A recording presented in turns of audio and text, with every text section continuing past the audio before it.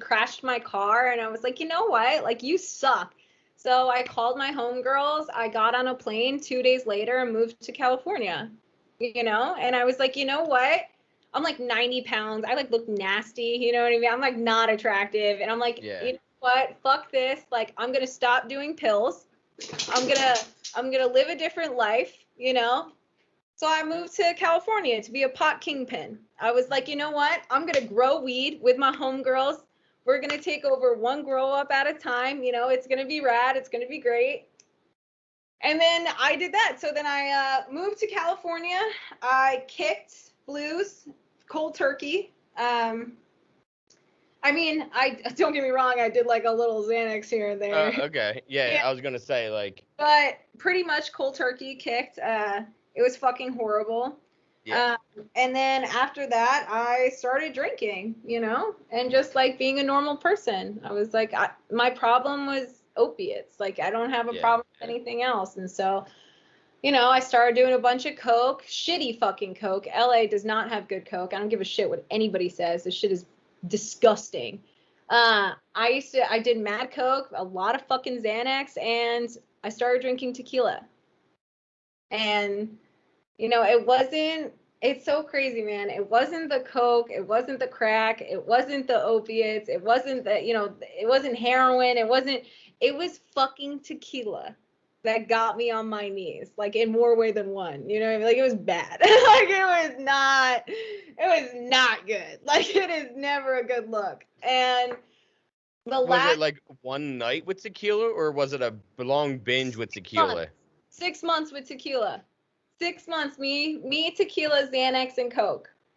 But that's cute. It was really cute. It was really great while it lasted. It looked like me hitchhiking every day. I didn't have a car, so like, you have to get around if you want to get high and you want to get fucked up. So like, I just would hitchhike. I'm like living in Studio City, like basically the Valley, hitchhiking in Hollywood. Like, I don't know how I'm alive, but here I am. It was fine. Everybody was super nice, you just gotta wait for some creep to beep at you while you're walking, and then you just flip your fucking thumb up, you just hop in real quick. It was great. I got around, it was like a free Uber. It was awesome. And then basically what it looks like, me, my last drunk or whatever is, I was living in the W Hotel in Hollywood with some dude, man. I cannot remember his name. Like, I'm an asshole. Like, I feel like it was like Bobby or something. But like, also that sounds super generic. I don't know. Yeah. I don't know what his name is. I think his name was Bobby. Anyway, me and Bobby living in this W Hotel, and it looks like me like drinking just a handle of tequila by myself with a knife in my hand. I'm like stabbing the walls for some reason. I like slipped and like stabbed my hand by accident, and then like just poured blood all over my body. And like, this is the thing, like, I don't know if you know what Snapchat is. Very, very well versed in Snapchat. Well, I was really big in social media, you know what I mean, and Snapchat, and so then I proceeded to Snapchat me pouring blood all over my body. And, like it's social media. So like people watched it, like my parents, like my mom, you know what I mean? Like followed me, my roommates that I had in an apartment, they were like, where the fuck have you been? And they just see me like pouring blood all over. At some hotel. At some hotel that they haven't seen me in like 2 fucking weeks. All of a sudden they see me on Snapchat, I'm just pouring blood all over myself. People got concerned. Well, you know what I mean? I'm astonished. You know, which is like fair. I understand. Like, people got concerned, and they were like, okay, why don't you come back home? And so I did. And basically they called my friend that was out here. He's sober. He's still sober. And they called his older sister. She had 10 years of sobriety at the time. They're from my hometown in Jersey. They were living in LA, and they called the older sister with 10 years of sobriety. She showed up at my door, and, she took me to the hospital because I was still bleeding everywhere. They glued my, like I had to glue my hand together and shit, whatever. But basically, you know, what it was at the time that I didn't realize, it was like the power of one alcoholic speaking to another, right?